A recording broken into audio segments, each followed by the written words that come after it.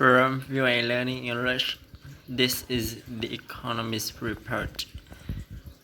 The International Labour Organization recently released a report suggesting that real wage growth in developed countries is nearly unchanged.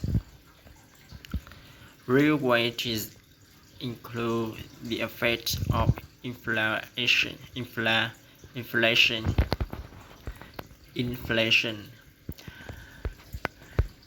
Developing economies are mainly responsible for world wage growth. The ILO report says world wage growth is below 3% rate that existed before the economic crisis in 2008. It says wage growth has slowed to nearly 0% to developed economies over the last 2 years. However, in developing economies like China and other Asian nations, wages have been grown by 6%. Wage growth in Eastern Europe and Central Asia is most as high. The ILO report says wages in rich nations are still about 3 times higher than in poor countries.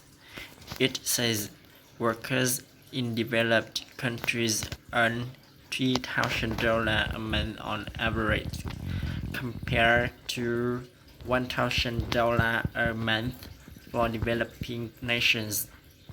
The report says developed nations has increased inequality because of job losses and big difference between highest and lowest wage earners. That difference between highest and lowest wage earners decreased in some developing countries.